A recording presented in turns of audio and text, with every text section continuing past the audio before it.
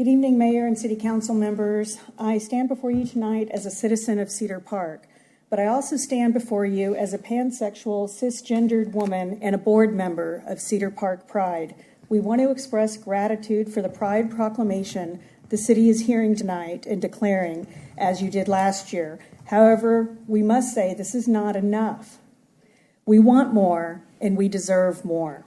The LGBTQIA community in this city are being harassed, intimidated, bullied, and even now murdered. We are livid to hear that this beautiful young person, Akira Ross, was shot down in cold blood on June 2nd for simply being gay.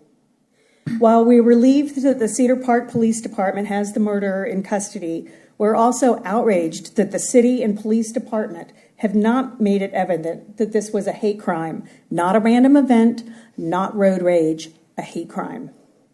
During a time in which we are experiencing state-sanctioned discrimination and ask that our city not participate in the same, it is such a dire situation that the Human Rights Campaign recently declared a state of emergency for LGBTQIA people in the United States.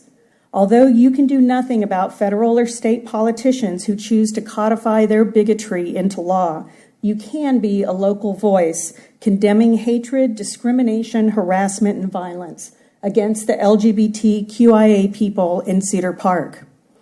Bigoted rhetoric and hateful behavior, from banning books to explicit slurs and downright lies, lead to this type of violence.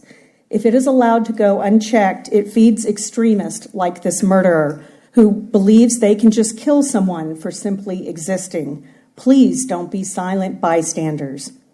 We are good neighbors, we're excellent parents, we're hard workers, we're great friends and significant contributors to Cedar Park.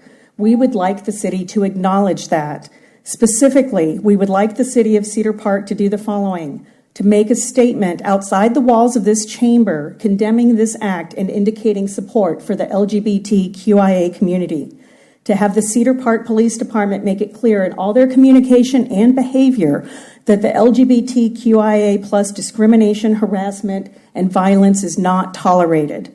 Have the city of Cedar Park form a committee to look into the quality of all LGBTQIA plus residents, especially people of color, and to hold a vigil in the memory of Akira Ross to express our communal deep sadness and show respect for Akira and her loved ones, and to express solidarity with the LGBTQIA community.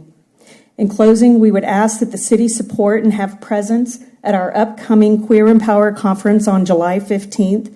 Your actions speak louder than your words. We would now ask for the city to please have a moment of silence to honor Akira Ross, reflect on the senselessness, loss of her life, and to bear witness to the grief that her family and friends are experiencing. Thank you. I believe after those powerful words and the words that came before it, I think a moment of silence would be appropriate, and then I'll move into the proclamation from there. But thank you for coming in to speak with us.